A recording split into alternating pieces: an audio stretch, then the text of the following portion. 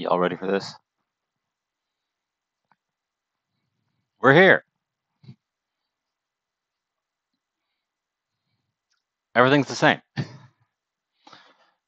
Uh, I've been undertaking a grand clean and rearrangement of the house, and it's been sweeping through, and this is the only room left untouched so far. Uh, I didn't want to rip it apart just before showtime, so I expect to rip it apart probably tomorrow. Not like literally rip apart the walls. I'm rearranging furniture and where things are laid out. But so hopefully, maybe I'll end up putting stuff back where it was initially, and you won't even notice a difference. But I'm gonna do that after the stream, probably tomorrow. Um, Probably not later this evening, but probably tomorrow. Uh, but yeah, so you should see the rest of this place. It's different. Um, as for what we're cooking today, I found this beautiful piece of fish of a variety that sliding around, have never had before. Because when it's at normal price, it's $25 a pound. Um, this was the last piece they had, and they clearly wanted to get rid of it because it was on a pretty steep sale, and I got it for about $7. Which also means we got to use it up because they wanted to get rid of it because it was about to go off. So we got to get it used before it goes off, which is why I'm using this one instead of the other thing they had on sale, which wasn't use it or lose it. It was frozen, so that's in the freezer waiting for a future show. And that was lobster. For some reason, there's a sale on lobster right now. Not old lobster, like just lobster. So I picked one up, chucked it in there. Not whole, but like, you know, frozen lobster. Um, yeah. So, there was other stuff too. I picked up a bunch of bulk shrimp that I guess was short dated, but shrimp freezes really well, so I just froze all that, including some jumbo shrimp. I love these things. Let me get one out and show it off.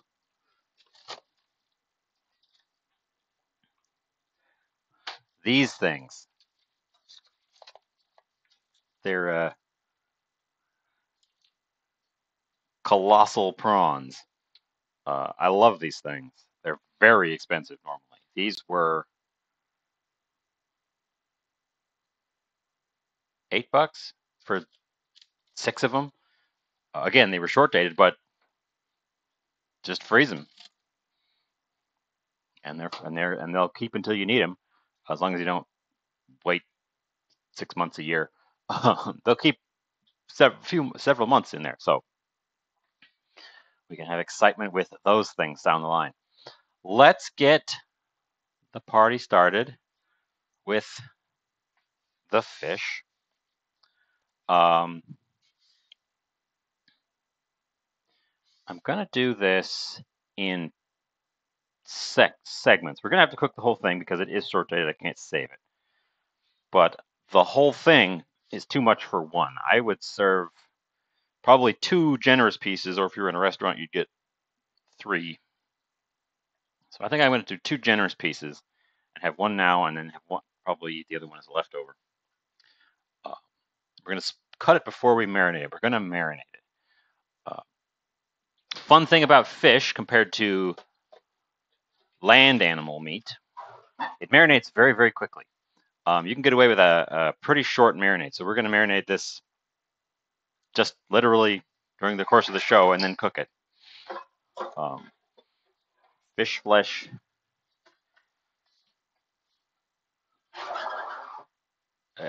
takes on your marinade flavors much more readily. So I'm just going to stick it in this bag. So let's start by assembling our marinade stuff. Ginger, garlic. Garlic is still on the stem. This is how my garlic came, all on these long ass stems. I'm just gonna get one of them off of there. There's no real reason to get it on the stem, as far as I can tell. It's just so that they can bunch them together.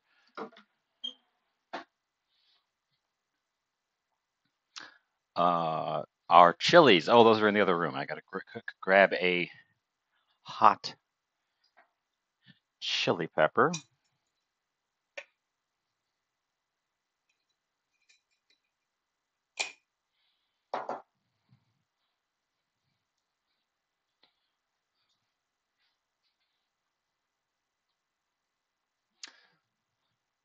And I opened this yet? I believe I have. One of my favorite flavors, sesame oil. We're also going to include some sesame seed, sugar,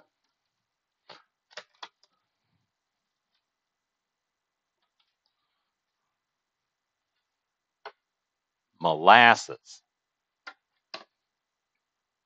because I want brown sugar, but I don't have brown sugar, and I never have brown sugar, and I never will have brown sugar. Just get sugar and molasses and make your own brown sugar. It's 1,000 times easier than trying to chip out a chunk of that big block of brown sugar that's turned into a brick because you bought a block of brown sugar and didn't get to it in time. Because that's all brown sugar is. It's white sugar with molasses added to it. We could use this stuff. This stuff's got a really good flavor. The golden syrup. I'll get that out so I don't forget about it.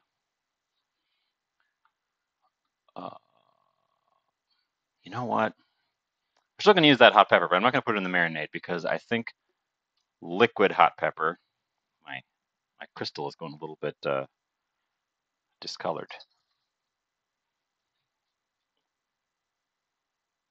Still smells the same. A little bit of liquid hot pepper will probably infuse better. That takes care of an acidic component as well because your crystal hot sauce is basically these guys in vinegar as an extraction. Anything else I want in there? Black pepper.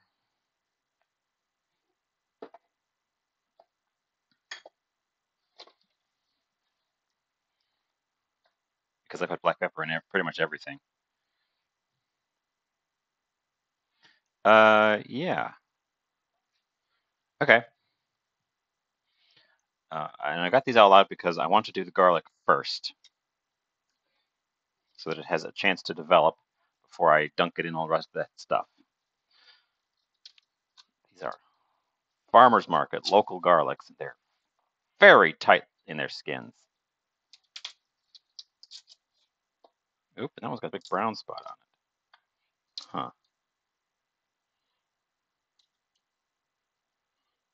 Weird, I've never seen that. It's like a clove wrapped around another clove.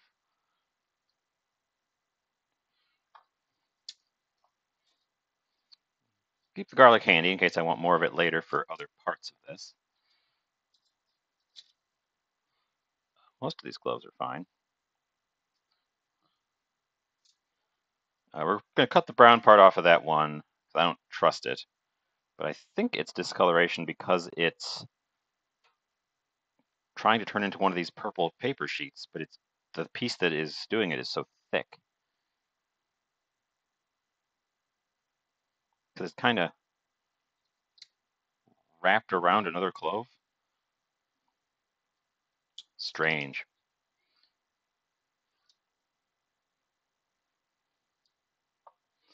But we're not going to mess with it. Easy enough to pull it off.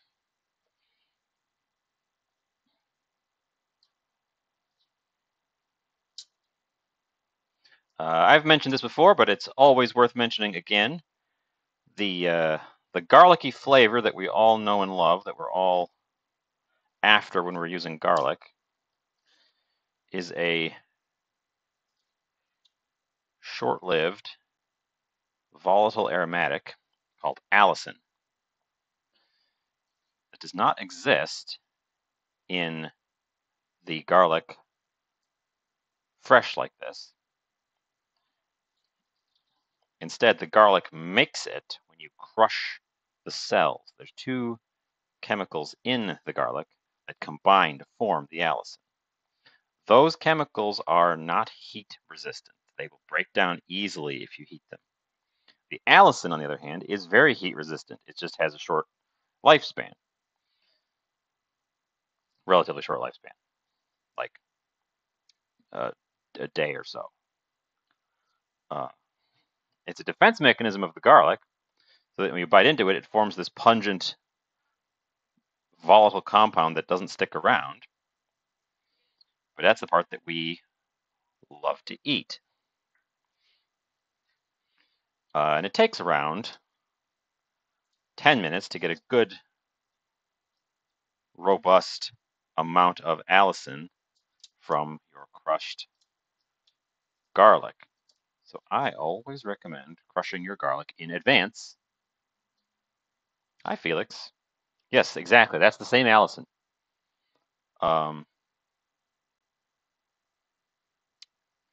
It is, in fact, the allicin that Felix went to school with that I'm referring to. She's a chemical that is found in garlic that has been crushed.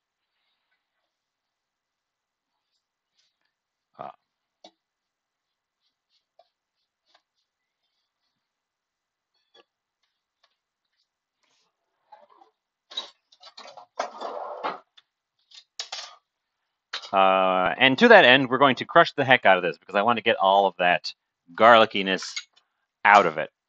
So we're going to start with that.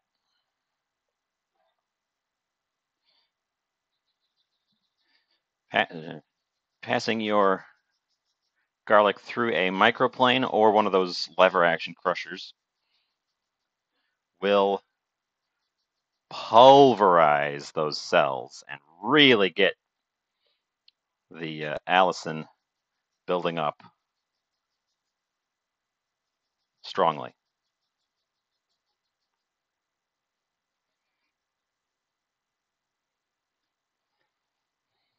I'm just throwing away the little hard stub where they attach together at the bottom, because it makes a nice handle when you're going through a microplane like this. If you're putting them through a lever crusher, I would cut that little hard nub off first, because it's not going to go through the holes of the crusher. It's just going to get stuck. It's this little hard nubbin.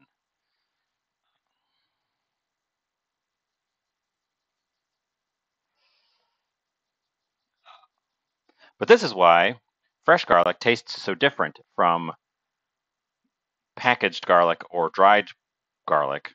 It's because the packaged garlic and dried garlic have already had their allicin expressed. And they've been sitting around for a lot more than a day, and all of the allicin has gone out of them. See, I need the small spatula. The only real downside of using this thing is you got to get in there, get the part that's stuck off. Okay, there's our starter garlic.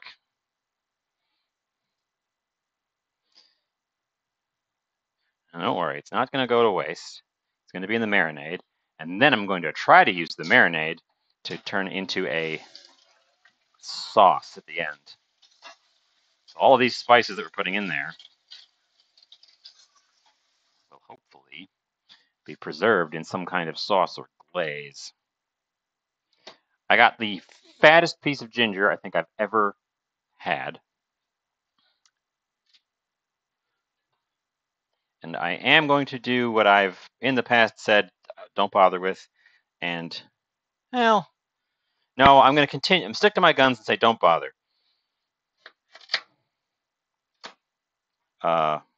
The peel's not going to kill you. Let it be.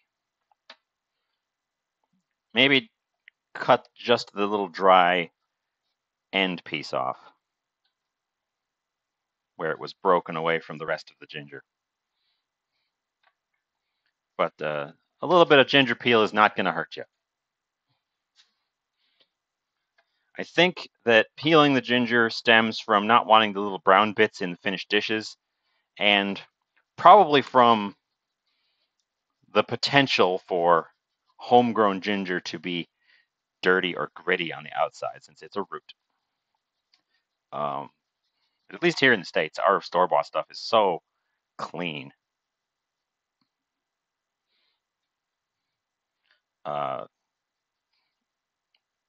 Just go ahead and use it. It's not like it's getting chemicals on it. It's underground. But quite a bit of ginger is going in this as well. Ginger is quite a lot tougher than garlic. So if you're using a microplane like this, which for ginger I recommend as the main thing, if you want to get a nice pulverized ginger, it's going to require a little bit of elbow grease for sure.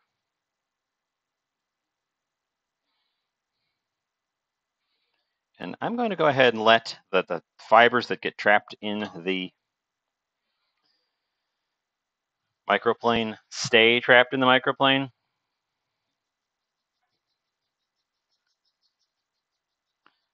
And deal with them later. Fibers aren't where the flavor is. They're where the toughness and structure of the ginger are. A juicer.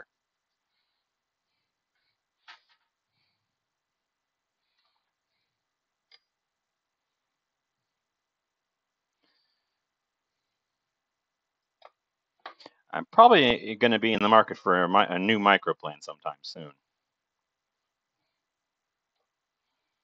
Eventually, the blades get dull on these things. And I've used this specific one for cinnamon and nutmeg before as well, which really puts those blades through the ringer. Okay. Let's get some of these knotted fibers out of the blades before they harden and become a nightmare to get out. And also wash the sticky, sugary juices off, both from the garlic and the ginger. Okay. Deal with that later. Grinds the ginger into it and collects the bottom part from a juicer. I'm not sure what that is. That was very juicy garlic, by the way. All this liquid pooled around the bottom is ginger juice, because the garlic certainly didn't have that. So this is going to be strong.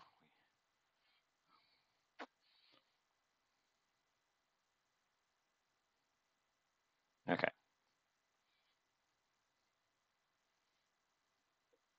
Those guys can sit and get to know each other a little bit.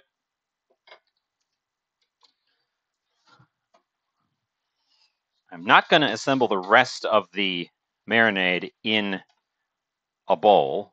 I'm just going to build it right in the bag, right on top of the fish. So,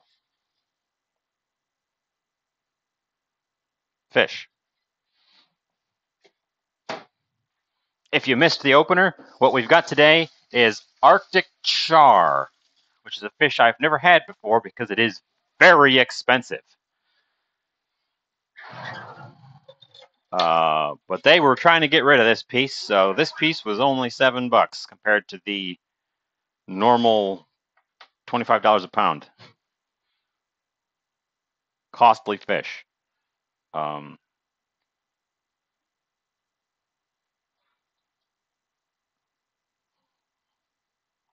It's some kind of freshwater fish that lives in Arctic lakes and rivers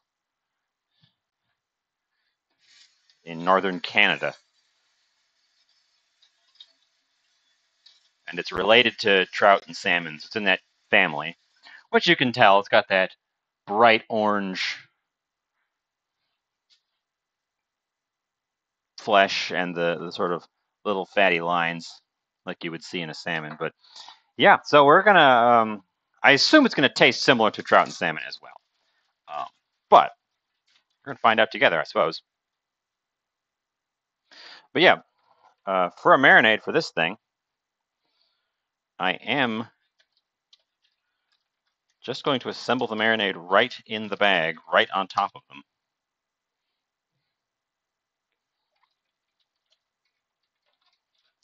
And as I pointed out, fish takes on marinades very easily. So it doesn't need to be in there very long. And then it also doesn't take very long to cook. So we'll be putting this in, prepping everything else, and then it'll probably be the last item I cook for the plate as well. And it can spend a good half hour to an hour, depending. Washing my hands off because I did just handle the raw fish. Yeah.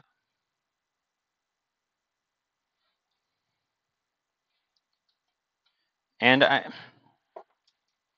have in my head what this marinade is going to be, but I don't know if it's going to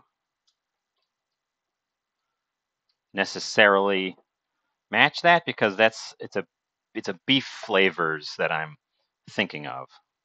And also, I'm just kind of winging it with some of these things, like this golden syrup that I'm putting in there in place of granulated sugar, which, in fact, I'm going to put away. I don't know what that's going to do to my finished thing. Let's get this molasses open. Molasses. For a short time, this brand, I'm going to call you out, Brer Rabbit brand molasses. You had a delightful bottle with a little tiny opening, like a bottle-shaped bottle with a neck, that was so easy to open, so easy to pour from, and you discontinued it and went to this stupid single jar thing that always gets stuck. I'm calling you out. Bring back the easy pour bottle. So much easier to pour. So that was crystal hot sauce, golden syrup, molasses, sesame oil. We're going to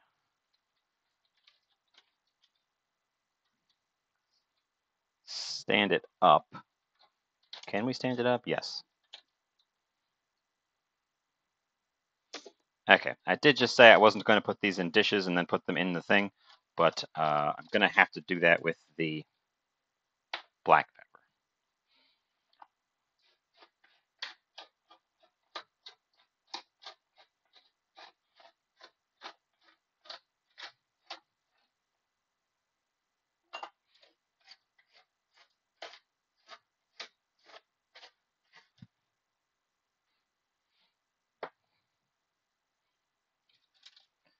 Black pepper, sesame seed,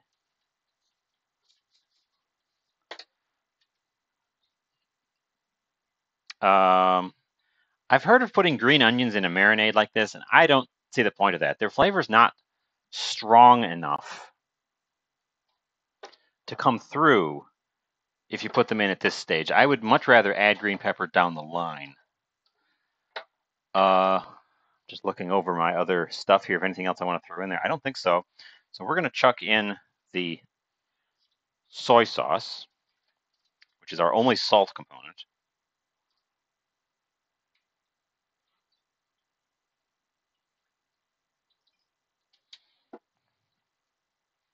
And our most liquidy component, which is why I waited.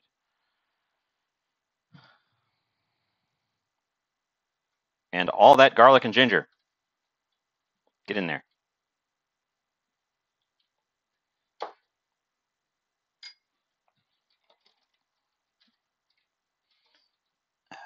And we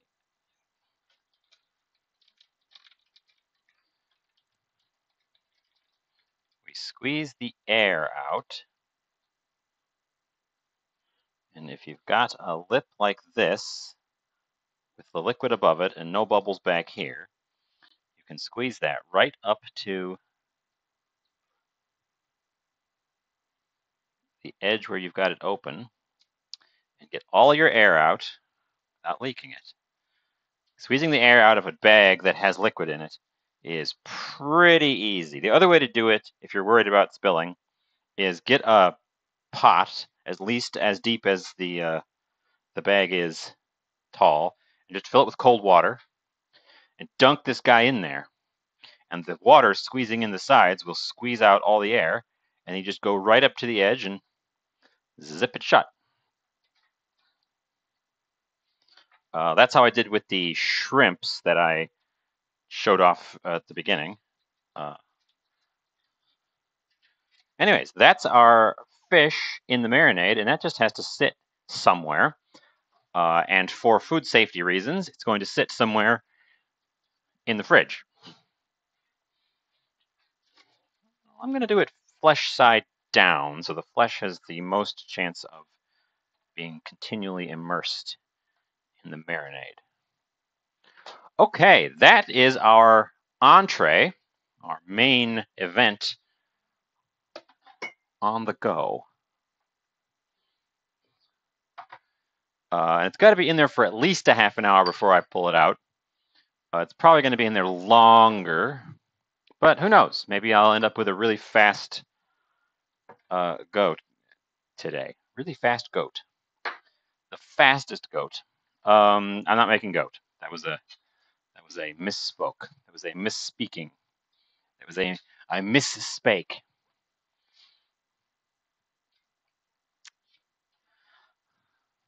Our other event on the plate.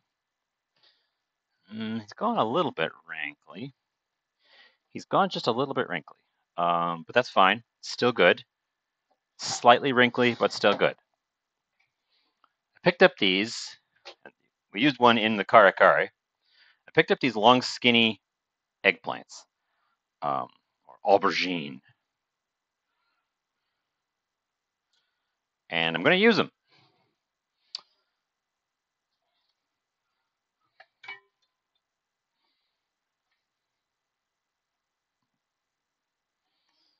But I want this guy to be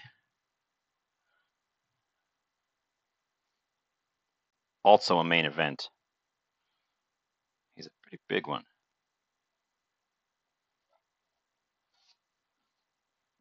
There we go. There we go.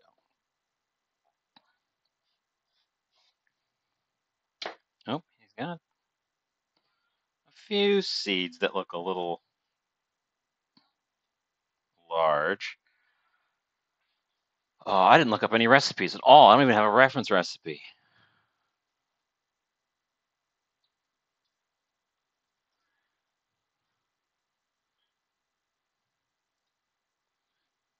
The idea here is, yeah, to do that. Ooh, that's an idea. That one calls for a glaze in the oven.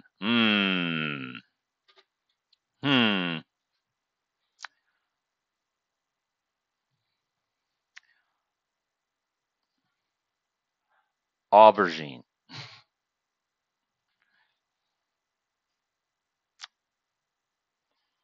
Well, one of the first things that pops up is ginger miso glazed aubergines, and the picture is these long, skinny guys halved like this, or possibly with another plank taken off of them.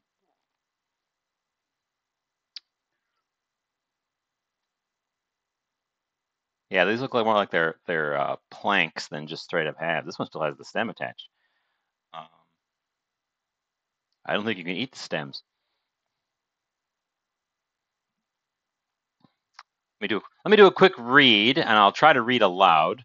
Oh, this is a Bon Appetit magazine recipe. And the recipe immediately starts with something that is not pictured in the finished product. Cut these diagonal into 1-inch thick slices. That's not what the picture is. The picture is clearly halves or planks, full length. Oh,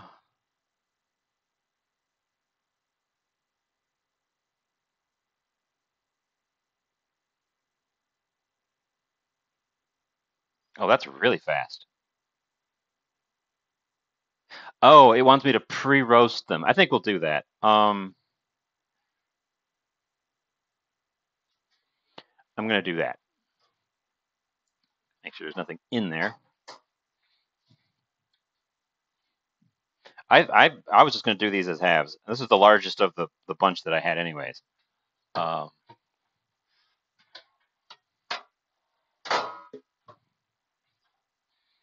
Interesting. Oh, I could have put.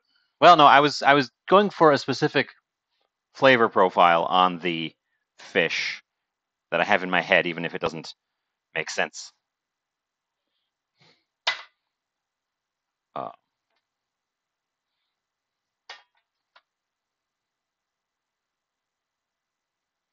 do you oil an eggplant before you roast it? Yes. Okay, that's all I needed to know. Beyond that, I am good.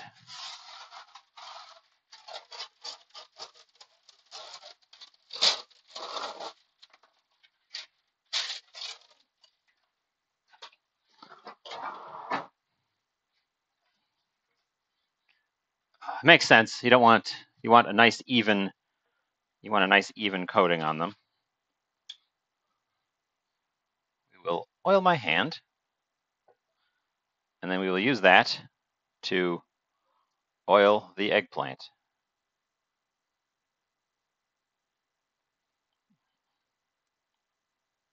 And I know the inside of an eggplant is basically a sponge. I have to clean out this bottle when I'm done. The interior of an eggplant is basically a sponge. So it will very easily soak up the oil that I put on it. So I'm going to make sure to oil the outside first.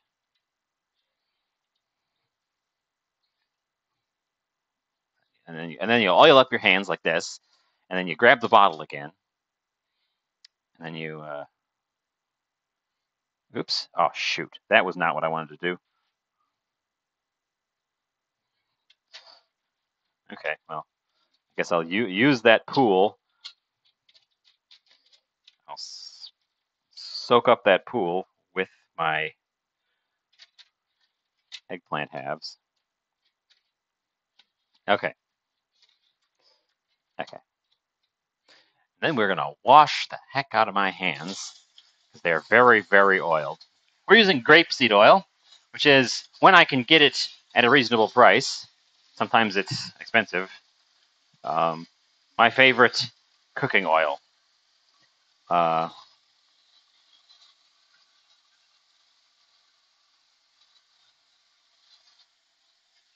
And it benefits the wine industry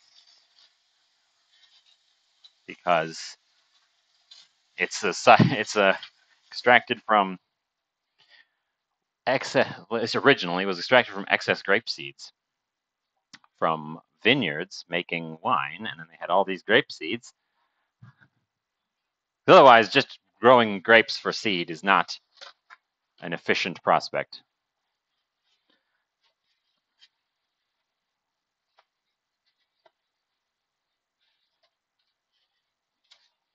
Okay. Clean the oil off the outside of the container here.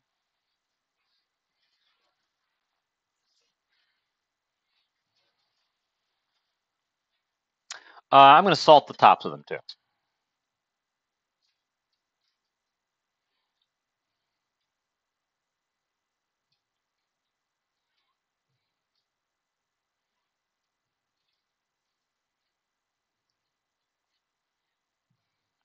Not a ton. There's going to be other stuff going on them later. Let's just move them over to the stove top where they can be ready to go in as soon as my oven says that it has reached temperature. The third event on our plate today is going to be some kind of sauteed spinach. And I've got leftover banana blossoms, so I'm thinking I could do a banana blossom spinach warm salad, because aubergine is basically a starch element. So it's not, I wouldn't really count it as a vegetable element. You could count it as a vegetable element. It's more vegetable than potatoes. But we have leftover banana blossom, canned banana blossom from the kare kare last week.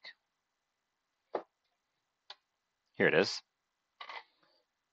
And I think I could use that. And this spinach I just picked up, that's the parsley. This one's the spinach. The spinach I just picked up. And make like a sauteed salad type deal, which I just said. I just said it twice.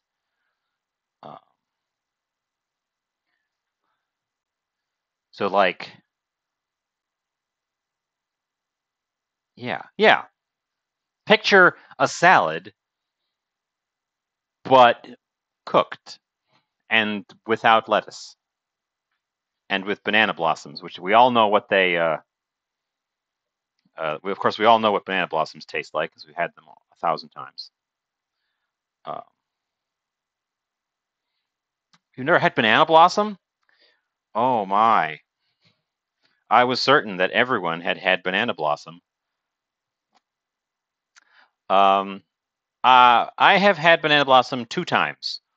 One time was last week when I opened this can and used it in the kare kare.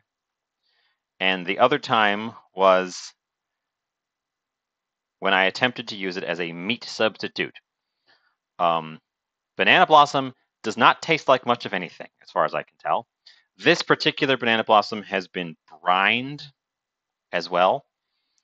Everything in here is edible. So the stem part that's in the middle, this was in the middle of the blossom. These are the petals that are all closed up. What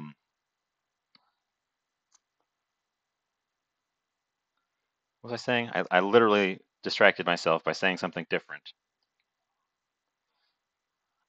What they're used for in Western cooking, as far as I can tell, is as a meat substitute, because they have this fibrousness to them, sort of a tender fibrousness, that does a pretty good job of mimicking like shredded meat.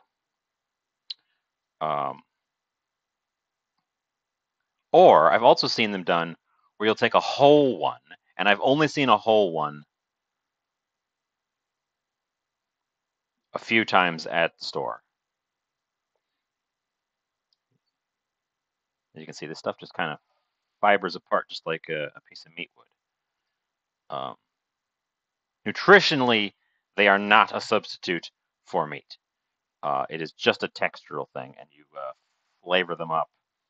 But they're stand-in for like pulled pork, or if you take a whole one, you can bread it. You can like cut planks out of it and bread it and turn it into like a mimic for fish, for like fried fish.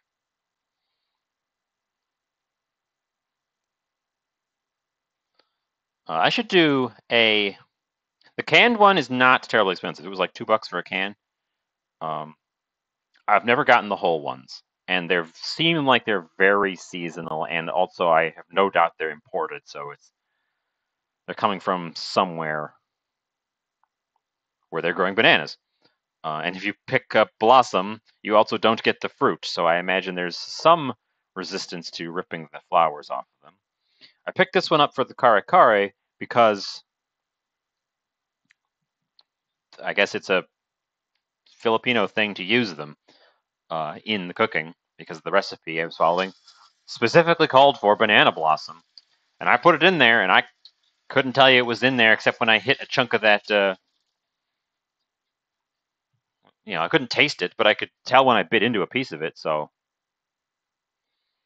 but yeah, I got them at my normal grocery, and I've also seen them at like Asian markets, in a can. So I don't think they're terribly inaccessible. I should do a main event one of these days with these things, because clearly there's some interest in them, where I turn them into a meat substitute. Again, they're not nutritionally a meat substitute. They're actually extremely low in protein. They're mostly fiber.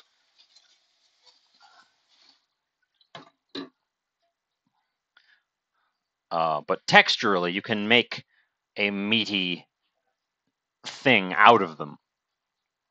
So we're going to start by actually sauteing them down by themselves in a pan over here, because I want them to get a little bit closer to that crispy level. They will be if we just barely wilt the spinach, and these guys are like textural, because the fish isn't going to be a really strong texture. So we need something on the plate that's going to be a toothsome texture.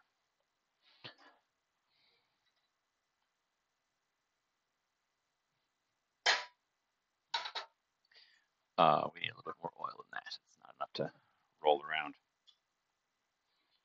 Oh, my oven clicked. So the eggplant is going in. Somebody start a timer for 20 minutes. Thank you.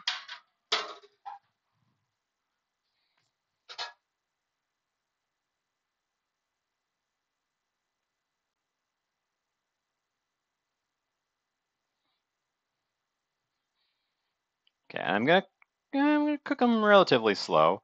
I'm gonna prepare. I should be preparing a glaze. Stovetop. Okay, probably gonna be the last thing that goes on this cutting board because it's real juicy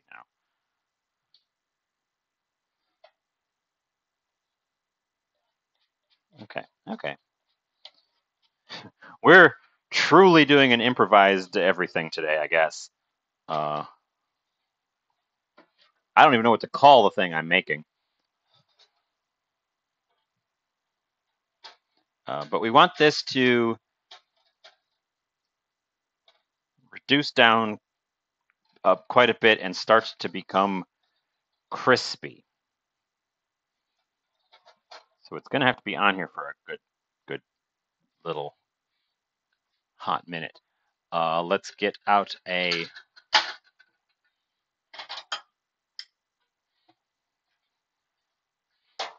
plate for that. Okay. I want a glaze to put on top. Oh, here, I will. This will help these guys along. They're already brined, but I'm going to give them a little bit of help with a pinch more salt.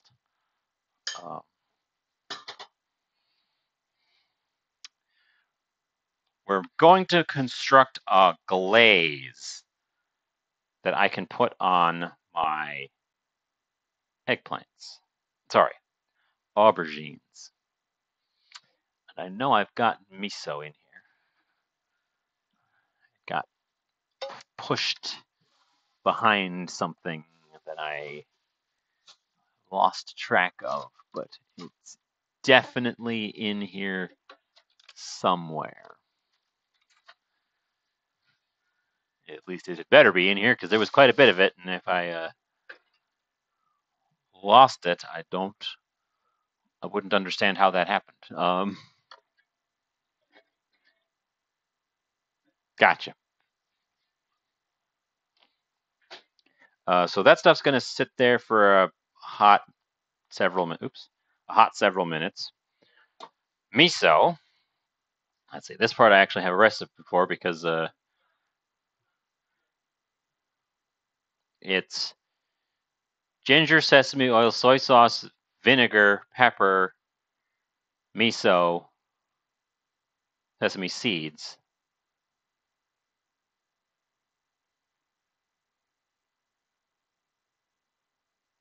Okay. We don't need nearly as much as they're making because I'm not making this for an army of people. That's something I've noticed. I rarely use Bon Appetit. Oh, thank you for the moisten.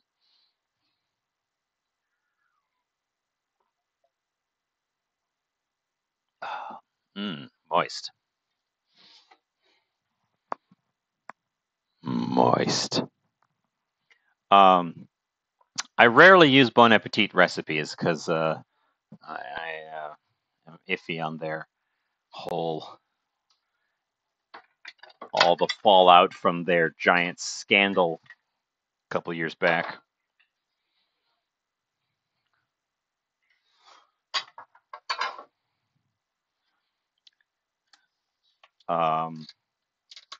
But also because the recipes are just these massive, massive recipes.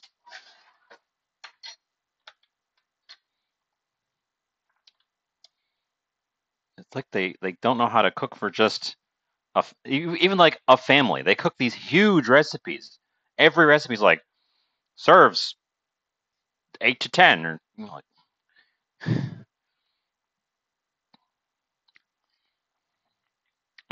I need to use more miso. This stuff is delicious. Just put a glob of that on top of your breakfast cereal. Damn, this stuff is great.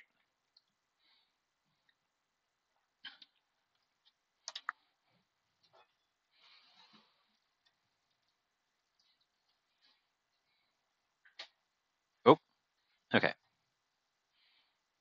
My banana blossom is sizzling. So I'm actually going to turn it down a little bit because I want to cook off a lot of that moisture before it goes browning on me. So we're kind of doing like a caramelized onion situation with them, where I would like to cook them slow enough to get all that moisture out of them before we turn it up and try to make them crispy. Sure, that sounds great. People don't think that you can make savory porridges, and I don't know why, because it's like, doesn't seem like it's that alien a concept to me. Oop, a little bit too much sesame oil, just a hair too much. I'm going to use my powdered ginger for this, which is keeps trying to clump up on itself.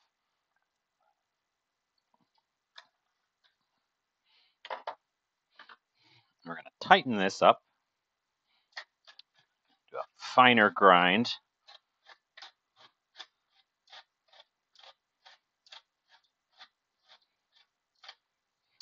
But yeah, miso is such a flexible, sort of generically savory flavor. You can realistically just throw it into a lot of things. Kind of like MSG, except it also brings its own flavor, so you could put it into something that's not already savory flavored. Um, that's the problem with MSG is if you just put it in there by itself, your thing's going to taste weird. It's got to have a flavor to latch onto, whereas miso brings its own flavor that combines with other things very well, in my opinion. Sure, that sounds great. You could do that with oatmeal or a rice porridge, or a bowl of fiber one.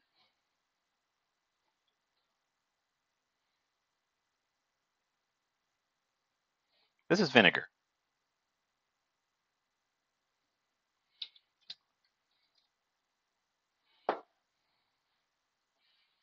Is there anything else? an acid, a salt. There's the salt. A miso, sesame oil, sesame seed,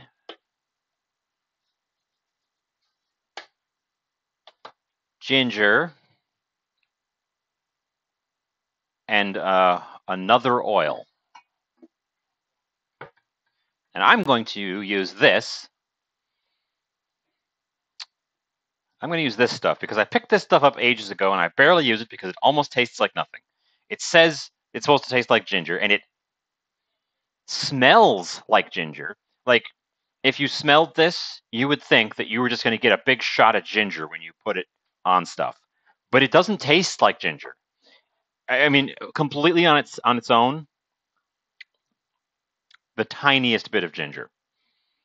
It's such a disappointing thing. So I'm going to use it because we'll get that tiny bit of ginger in there, and I'll eventually get rid of that bottle.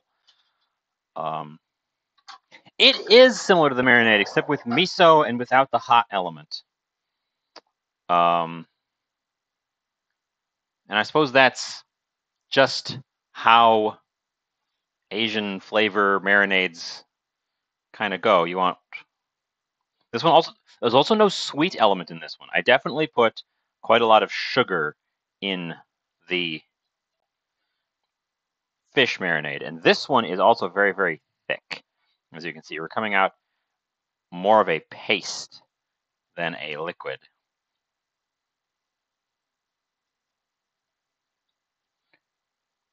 I realize I've disappointed the fans. I'm going to rectify that.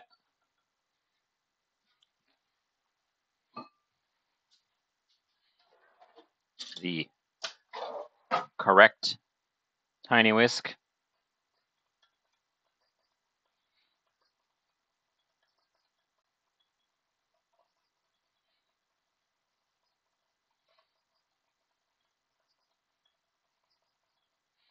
Get it nice and smooth. I've never had fiber one, so I don't know how to fix it, but I would have to take that challenge under advisement. I'm willing to try to take a thing that people assume is irredeemably disgusting and try to redeem it.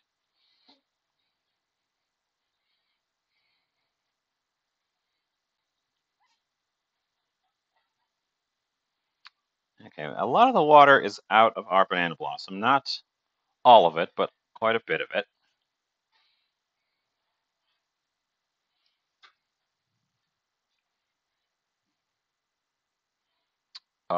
Yes, this is going to be smeared on, and then we're going to broil it. That's the plan. So we're roasting the eggplant to get it cooked through. We're going to broil this stuff on top of the eggplant to get this thing cooked in and form a crusty, delicious glaze over the top. This is the hand motion for crusty, delicious glaze. It's also the hand motion for petting a cat in both directions at the same time.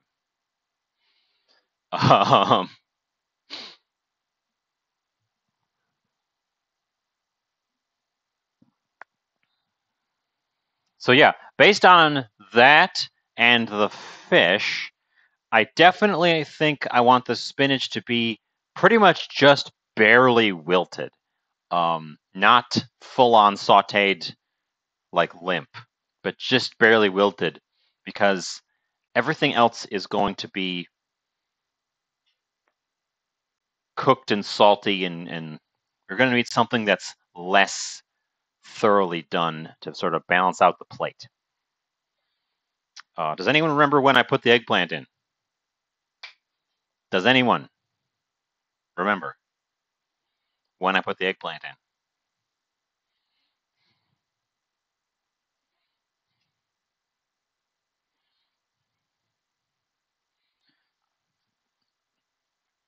Because I did not set a timer. I requested a timer, and I hope somebody actually took me seriously and started a timer.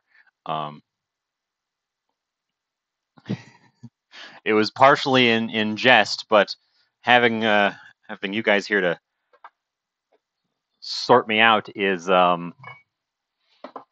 potentially a huge boon to my cooking. Uh,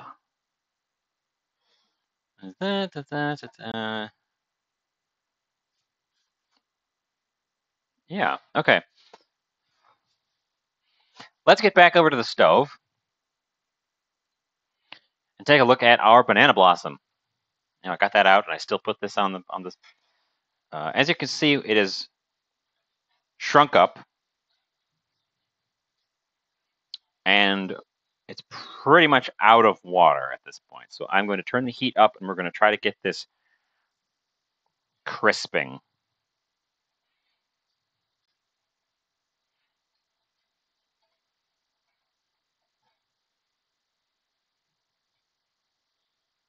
I don't really want to get out a pot and blanch spinach, but that would probably be the safest way to do the thing that I think I want to do with them.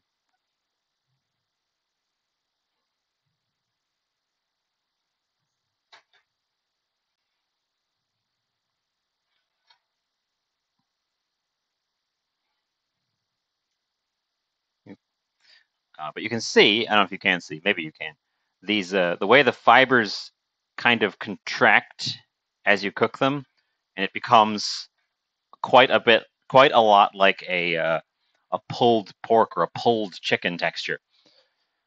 Um, and then if you throw a bunch of savory flavors in there, you could do a pretty good job. It does a pretty decent job of mimicking a meat. You could do this with like a hoisin to do like hoisin duck, those little squidgy whatchamacallits, steam buns.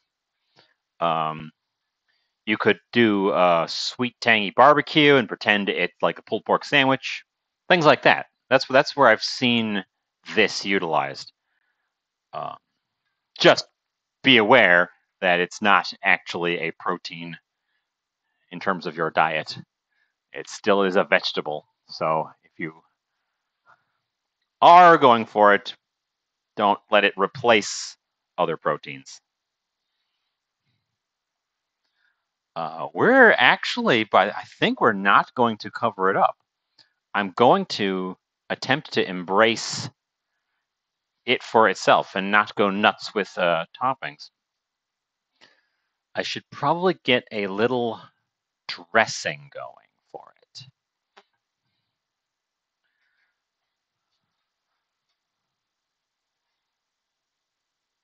You know, I've never used this stuff because I couldn't get the bottle open. It was on sale, which is the only reason I bought it. Walnut oil. I was hoping it would taste different. Unfortunately, it's got one of those pull tabs, and when I tried to pull off the top, the pull tab snapped instead of the top coming off. So it's literally just a solid plastic disc that I can't get into. Um, so let's try to get into it.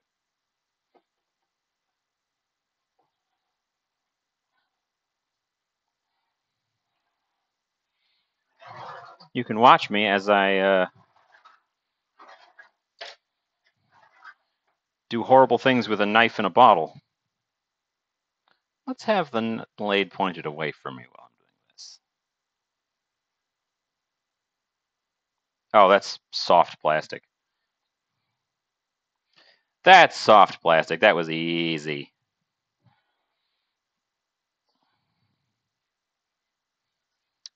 Here I was worried. Let's taste this. This might be interesting enough to make a dressing out of.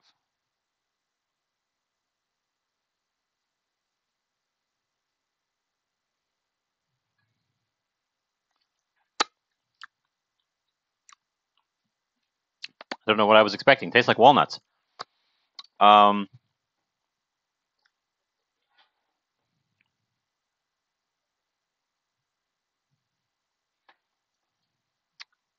Show of hands, who saw that coming? That the walnut oil would taste like walnuts.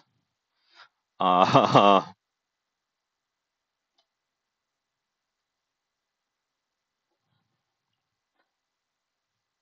suppose not all the oils taste like the thing that they are, but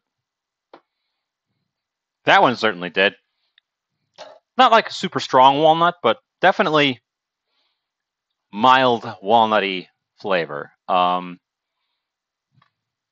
Less intense than an olive oil, less intense than a sesame oil. Although if you've ever had non-toasted sesame oil, that's what I think it reminds me most of. Because the sesame oil we use for flavoring is toasted sesame oil. The I did by mistake one time buy just cold pressed sesame oil that wasn't toasted, and it tasted like almost nothing. This has more flavor than that.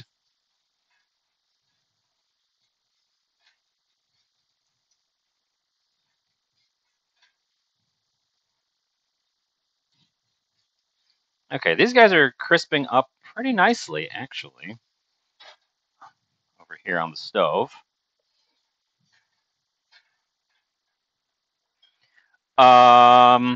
Unless one of you corrects me, I'm going to say the eggplant has to come out.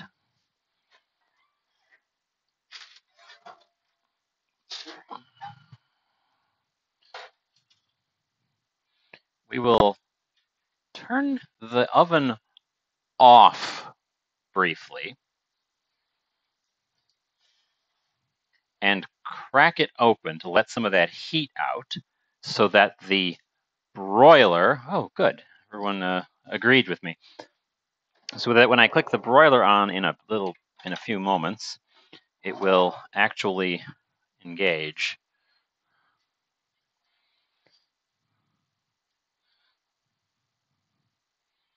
We're putting a thick, I know I'm on the wrong side for viewing, but it can't be helped.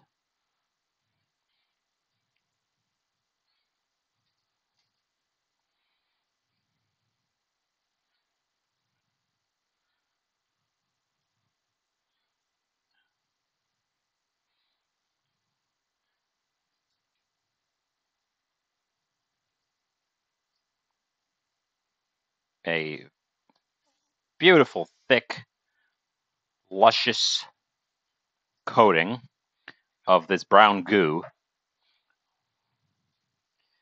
I also need to open this up because I need to get the rack up one level.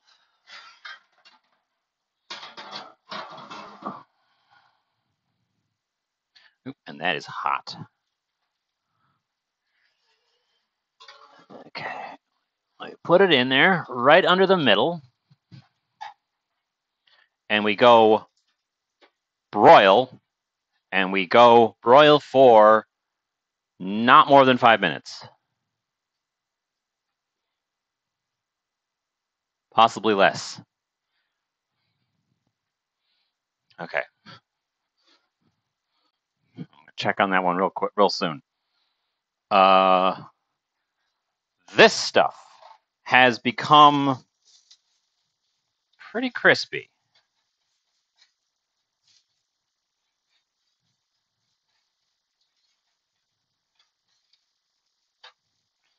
I'm gonna actually set you off the heat so that you don't continue crisping too much yet. As you can see, we lost a lot of our volume, which is what I was going for.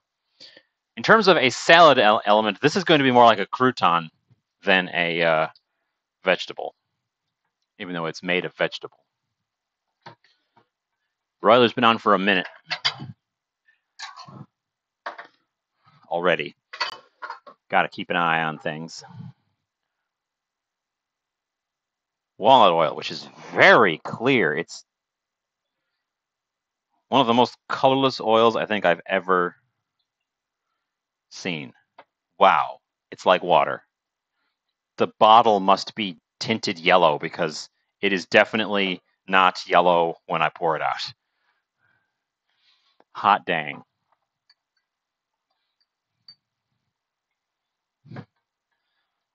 Balsamic. Oop. Well, we killed something. That is literally the end of my balsamic. Okay, well, put that on the list. Do I have something that can stand in for or add on to balsamic? And yes, I do is the answer. We're going to give it a dose of rice wine vinegar.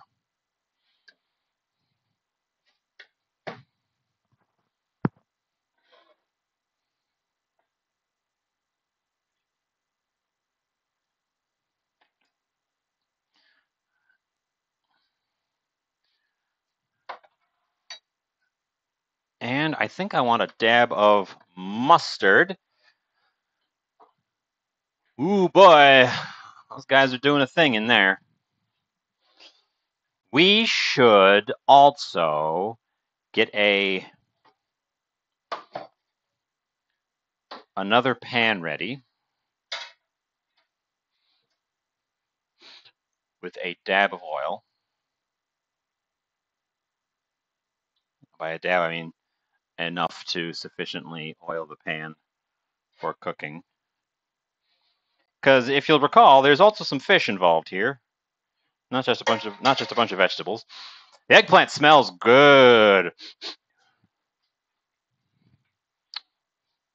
It's been in there for 3 minutes. I'm going to give it another minute, but then it's coming out.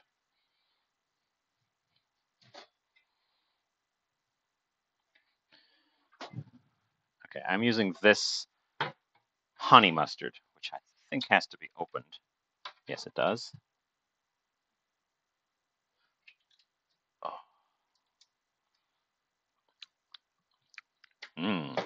Ooh, that's good honey mustard.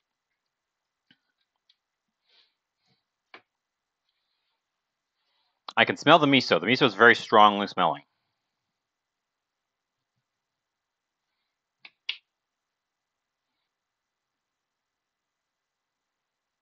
Okay. Honey mustard will help emulsify that dressing. Okay.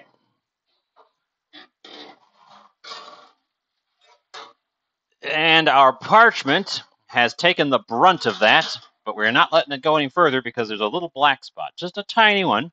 So we got it in time.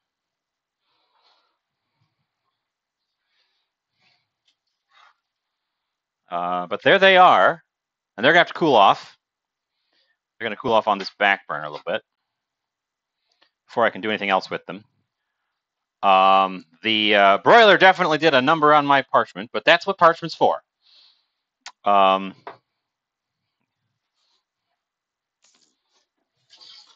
rinse off the tiny whisk and assemble my dressing a little bit.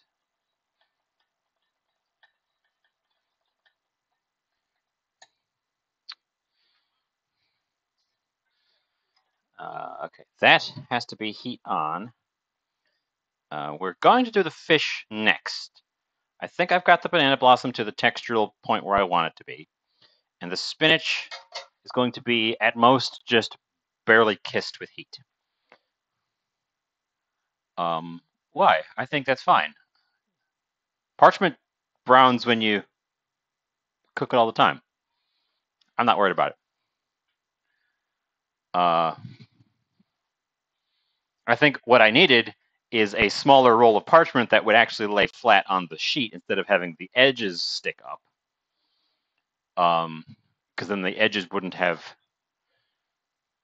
stuck up so much.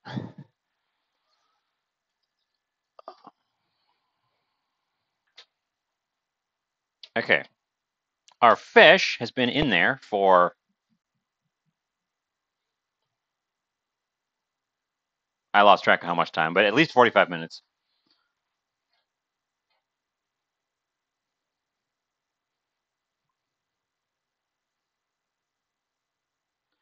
I want to get this pan hot.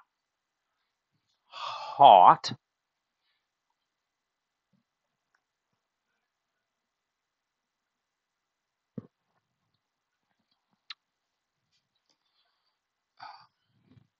I should get a plate ready to receive the food items as they become ready and put it in a place where it can see. Those are pretty brown.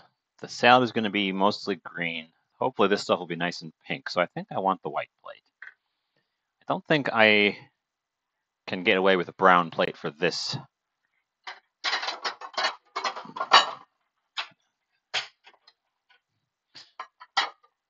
So we're going to pull out my square white plate again.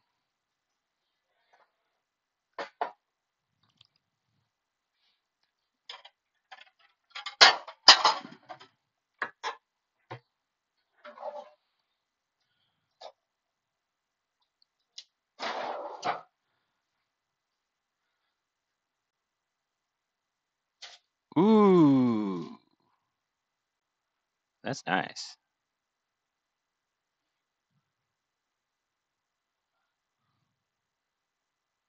That came out just right, actually. The glaze formed this lovely little, like, lacy edges. Those parts didn't stick, but some of them stuck. So I got these little lacy, delicious miso edges that I want to get those off of there if I can.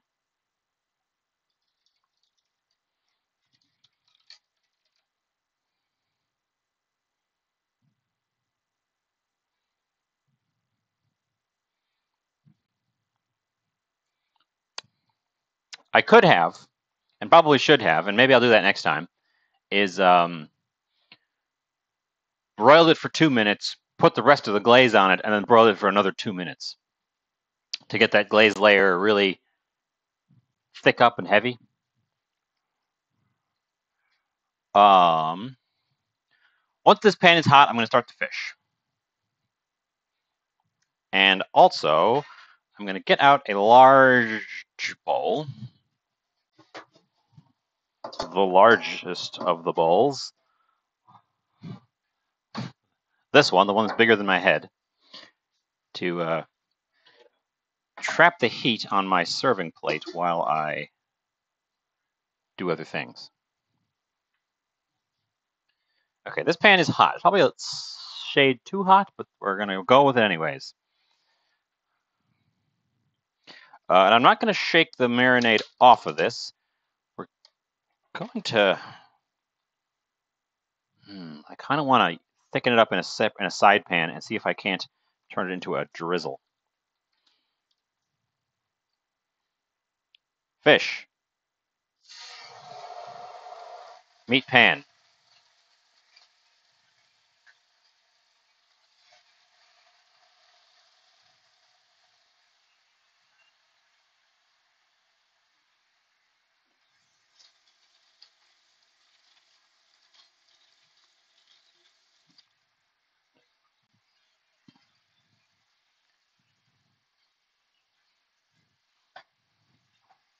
Okay. Get that guy out of the way. We're going to use this burner to thicken up my remaining marinade.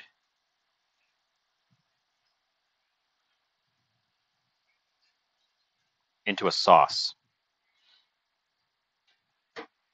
Rather than let those delicious flavors go. It might end up being too salty, but I'd rather attempt it and then discard it than just discard it because I don't think it will work. We're starting the fish, flesh side down. Always do this when you've got skin on fish, because if you start it on the skin side, the skin will contract with the heat, and you'll get this arch. And then it won't be touching the heat except on the ends. And that's not great.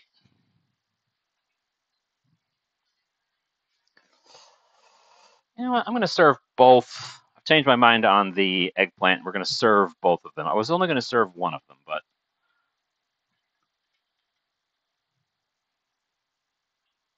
I'm going to serve both of them.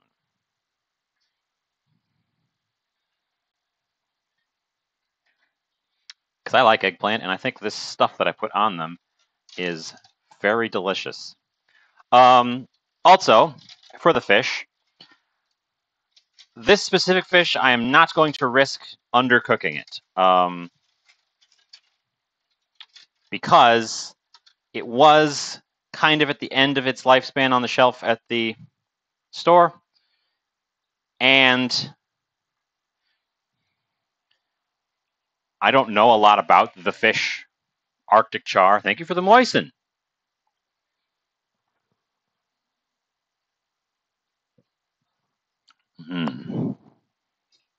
Moist.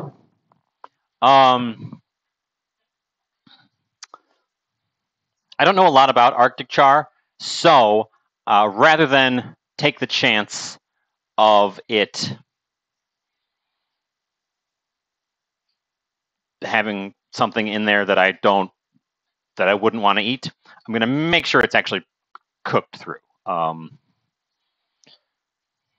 For example, I would always cook catfish through because I know that catfish, as bottom feeders, get a lot of bugs in them. So you really want to make sure to cook them through. Whereas I know that tuna are open ocean and they aren't getting all up in that gross stuff. So you can pretty reliably eat tuna cooked rare. But like I said, I don't know anything about Arctic char. And in lieu of knowing anything about Arctic char, I am just going to err on the side of caution.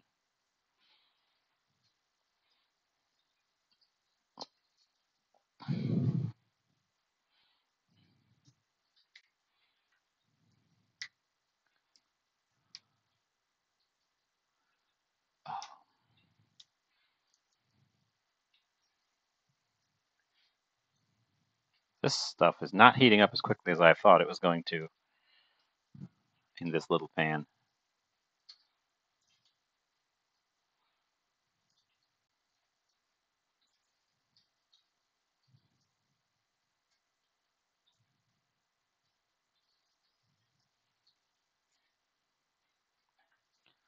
Okay. Let's take a peek at the.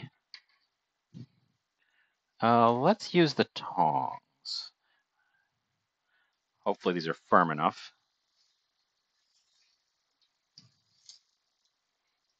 Ooh.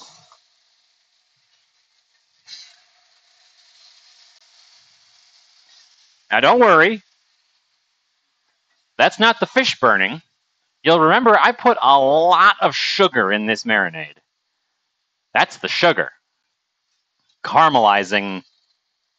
Maybe a touch too caramelized.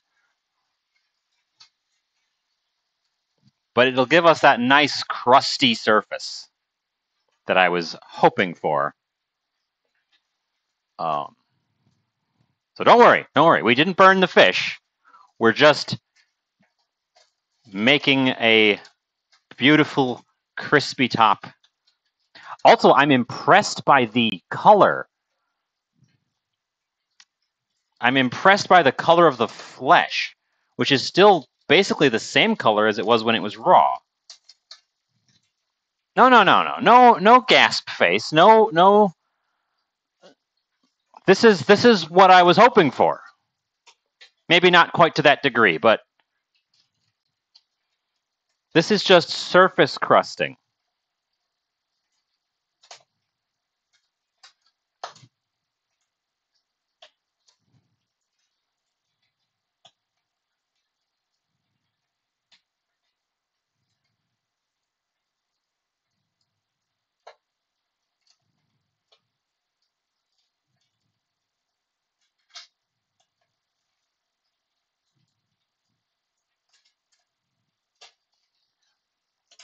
I will,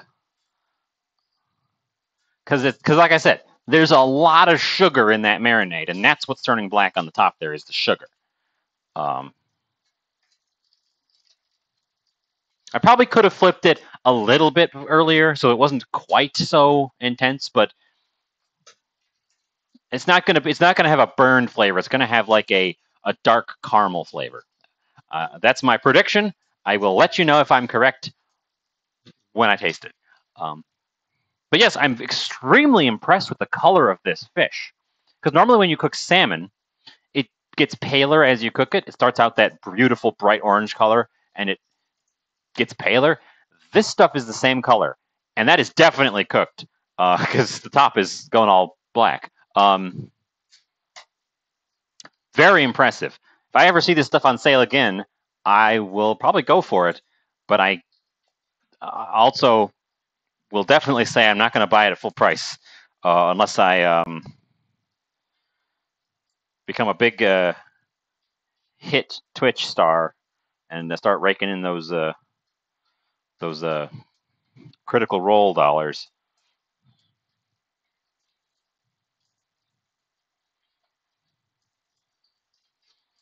I should peek at the bottom. I should peek at the bottoms. Okay, the skin is sticking. The skin is sticking a little bit, so I'm going to scrape that up, and I think I'm going to turn it off the heat. Okay,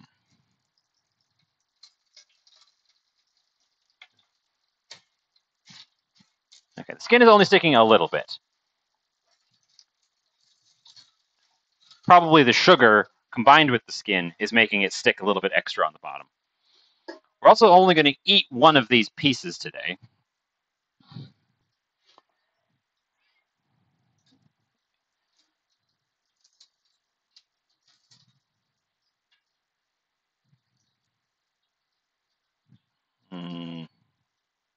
That way. I'm going to let it rest because it's a meat. I'm reasonably confident that we've cooked it through. That guy's got to come off the heat, and we're going to go ahead and use our little plate to do that. And we're also going to get this off the heat.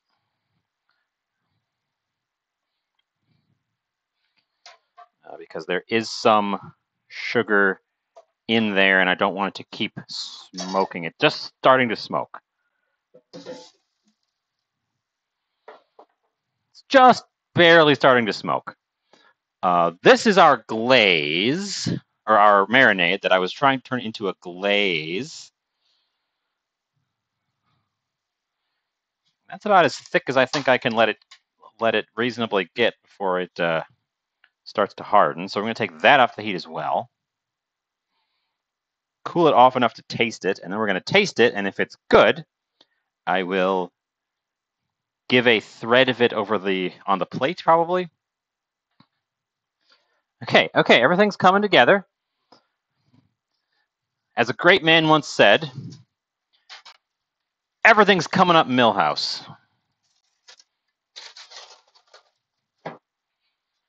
That pan is clean and cooled off enough to put away.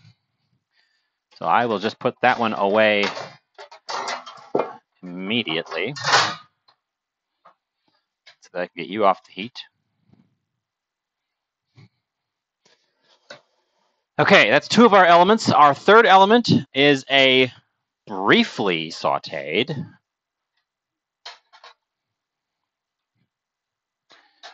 Get these. I'll tell you what, I'm going to taste one of these. These are unflavored.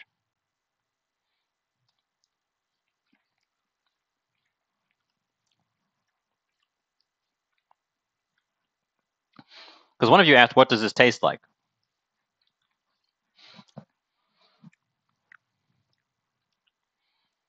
Not a lot.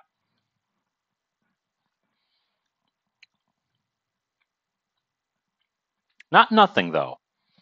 There's something there. What does that taste like?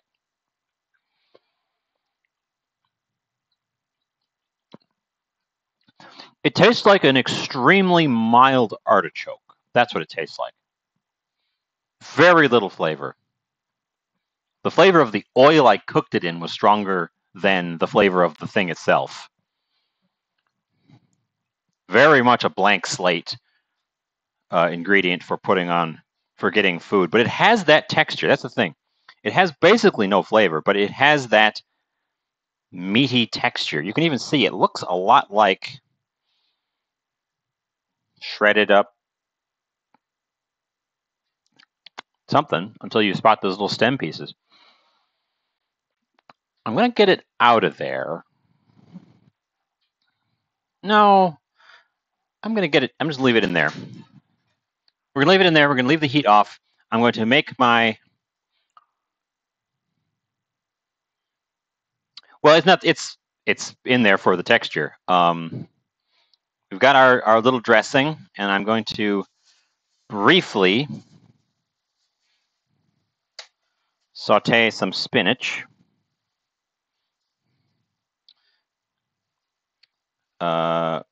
To make our lightly wilted salad. And then we'll dress it.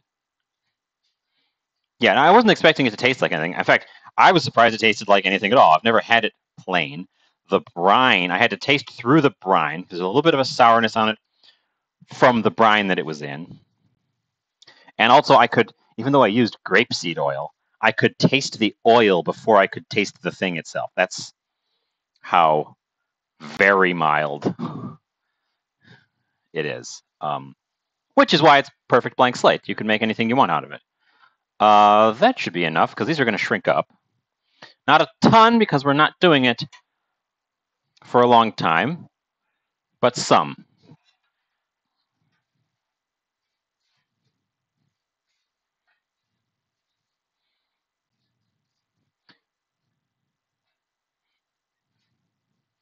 I just want them to wilt. I don't want them to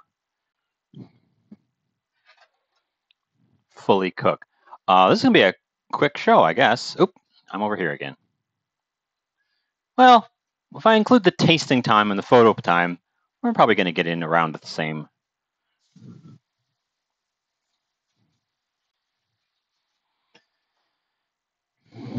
No, I know. You were worried that when I flipped that thing over and it was all black, it was all ruined. But no. Remember, there's 2 kinds of sugar in my marinade. It was intentional.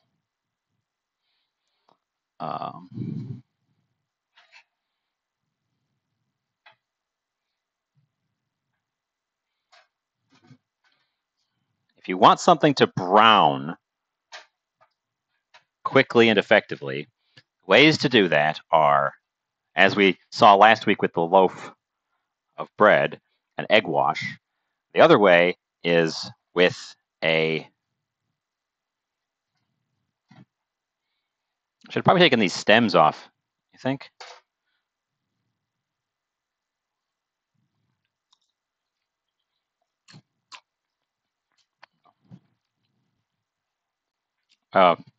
Sugar.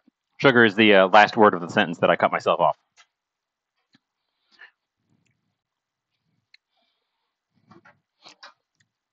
This stuff is a very, very thick sauce now. I was going to give that a taste as soon as it was cooled off enough to taste. I think we're there, so let's give that a taste.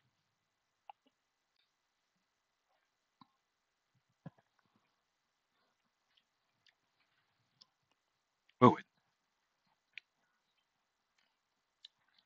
Wow, okay.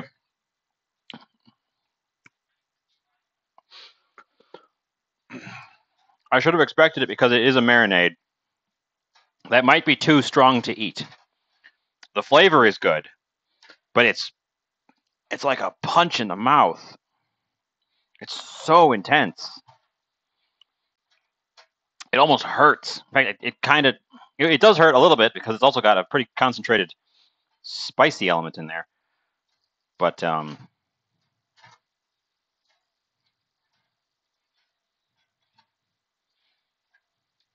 okay, spinach, you've wilted enough. We're going to lose all of our volume if we do any more on there. So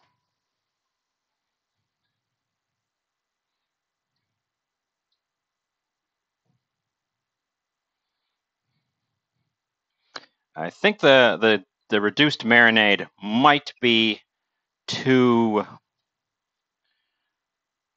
step too far. I think we're going to nix that guy.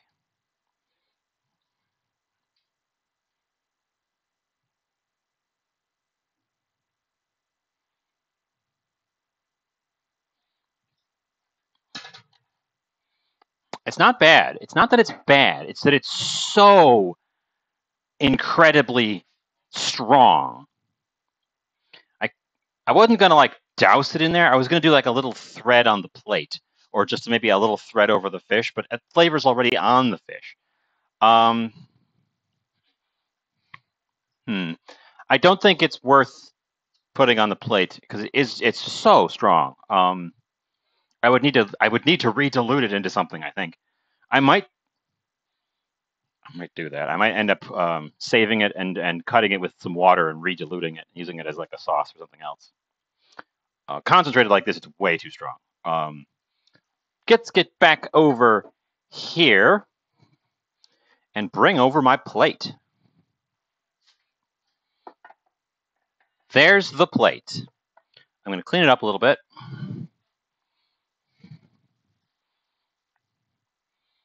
And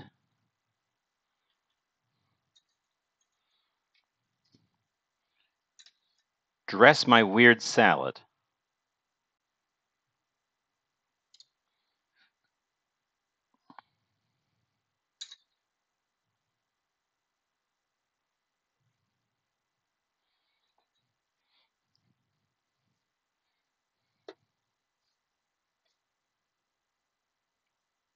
Yeah.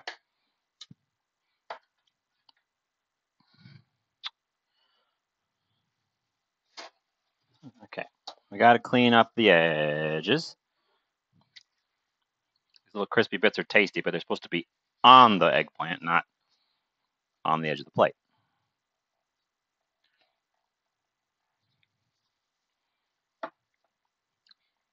I need a name for this thing.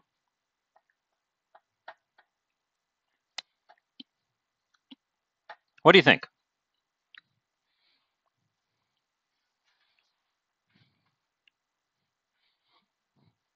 While I'm taking pictures, see if you can come up with a name for my spinach side dish. The photo station has moved slightly because I did actually redo that room. I'm going to need a fork and a knife, which I will use in the plating today.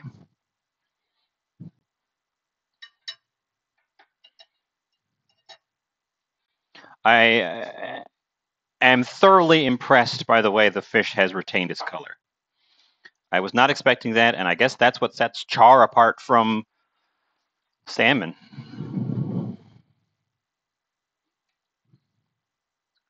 Photos, photos, photos.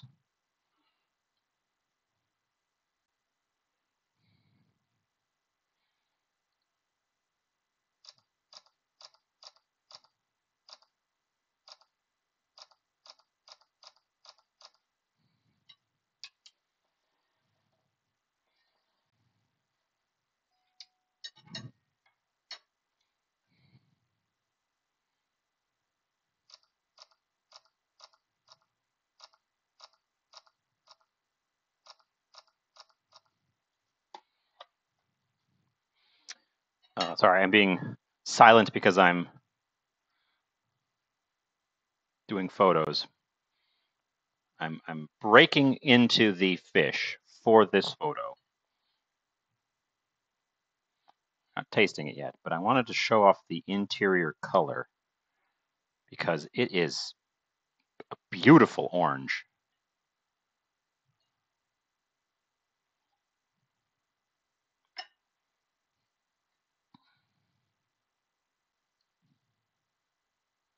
Again, I'm unfamiliar with this fish, and it's impressing.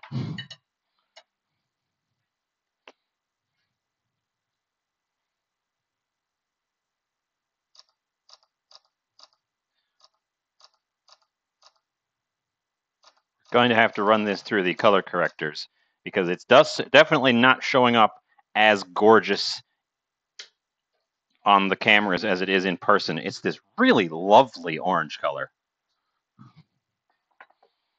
So I broke off the end there so I could show the interior of it. It's flaking apart wonderfully.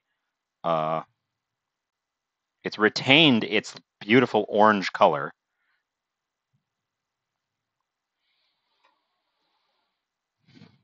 Banana salad.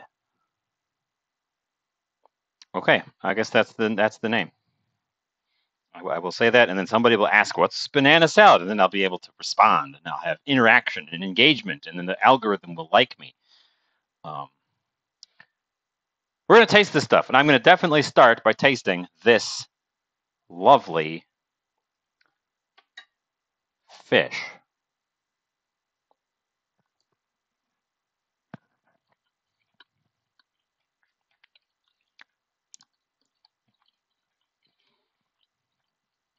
Mm.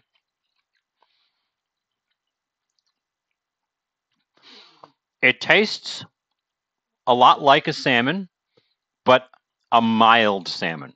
I would say flavor-wise, it's definitely in the salmon realm, but it's a much milder flavor than salmon. The color is extremely impressive. The way it retained this bright orange color even when cooked. Because your salmon, I think that comes from those farmed salmons that they feed them something to goose up the color, and then they just before they butcher them for market. Whatever this fish was eating that made it so bright orange sticks with it. The blackened crust gives it a nice sort of textural chew. It's got a good like dark caramely flavor, which is what I was going for. I'm not getting a ton of the flavors from the marinade, and I might actually. I know we just talked about this being too strong. I think what I'm going to do with this stuff,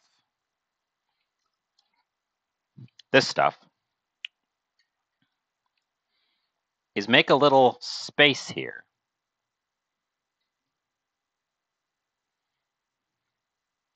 And put a dollop on the plate so that I can add tiny doses of it as I eat. Part 2, let's try these eggplants. These eggplants look gorgeous. And that's where I actually need the knife.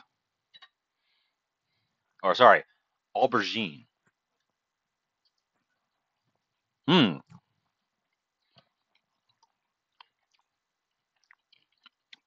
They've still got a good amount of bite to them. They're not cooked to mush, which is what I always am afraid of when I'm doing eggplant, is that I will overcook them and they'll go to mush. These guys did not go to mush. They're lovely, tender, good, strong miso flavor. Surprising, I suppose not that surprising because there's vinegar in it, but there's a vinegary bite to them.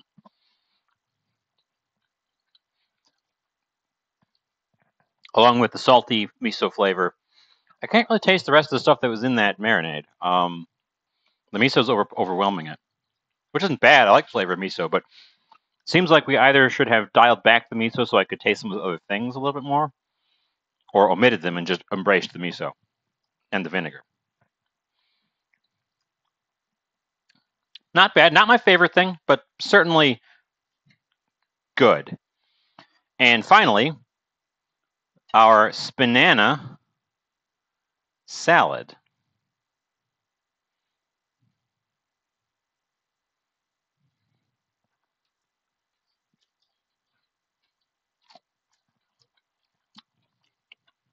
Ooh. Mmm. Ooh.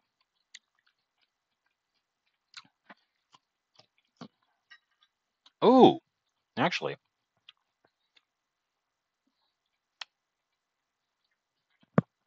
Huh. Well, I mean, the banana blossom is giving it this interesting chew. I don't think we crisped it quite all the way where you got little crispy edges, but it's got an interesting textural chew that breaks up the spinach. Spinach tastes like spinach, which is understandable. It hasn't been cooked that long. What I'm oohing at is because we ran out of balsamic, and I split my dressing between balsamic and rice wine vinegars, and I can taste both of them, and they're working together really well. And I might do that on purpose next time. Well, that's the surprise. The walnut oil, I'm going to go ahead and say this stuff's not worth it. When I tasted it by itself, I could taste the nuttiness. In the mix with the vinegars and other stuff, it just tastes like oil. It's not. It's like a nice clean oil, but I don't know that I'll pick up another one when that one's empty. That's probably the only whiff there. Probably why it was on sale. I would probably go with either just a neutral oil or a better, more interesting flavored oil. Oh, I've got balsamic glaze. Or sorry, balsamic reduction. Well, good thing I didn't see that. Otherwise, I would have made this a balsamic salad, and I actually made it a strange balsamic rice wine blend salad. And I've got a little bit of dressing left too. So one last thing, because I did put this on the plate. I'm going to take a dab of that and try it with a chunk of meat, of the meat.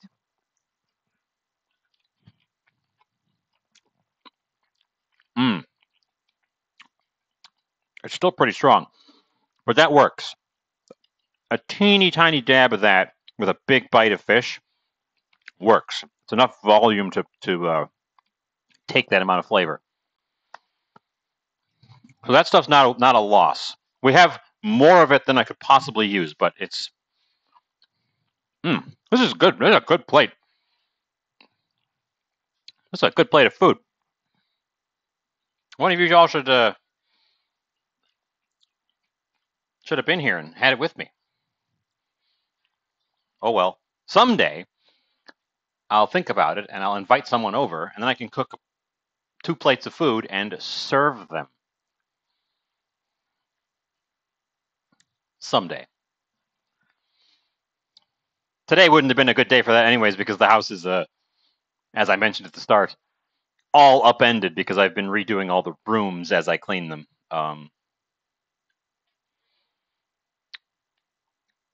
Anyways, I'm very impressed with this. This all came out great. It's maybe a touch samey between the marinade and the glaze. It's not exactly the same, but they are very similar. So they complement, but they also limit the variety on the plate a little bit, which is why it's especially important that I've got that salad there, because without that salad, I would have substantially less variety on the plate. I do love eggplant, though. It's got a good, strong eggplant flavor underneath that glaze, so. Okay. I haven't got any other things to do. We didn't quite make it to 2 hours today because all these things cook quickly, and I improvised a lot of it.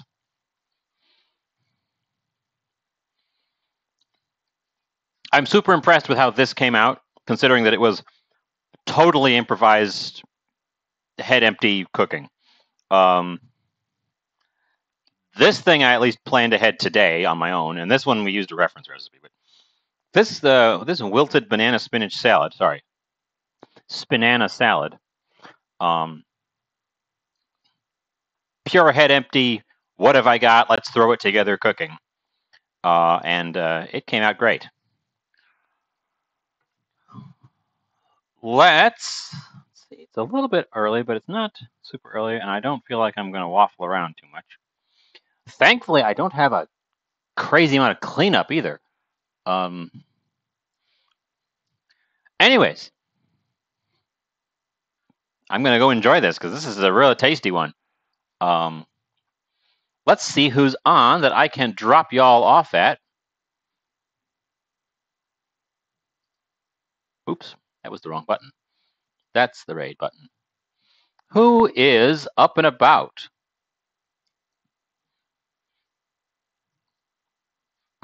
What is that game? Whoa. That looks complicated. I'm gonna go raid. We're gonna go raid Quizton, who is playing a game that probably half of Twitch has been playing this week. Cult of the Lamb,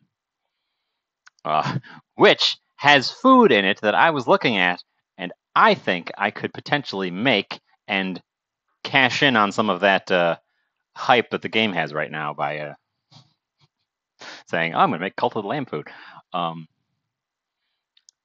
So let's go over there and say hi.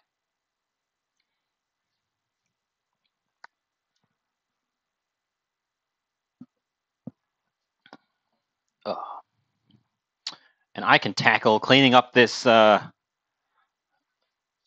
frankly, quite modest mess.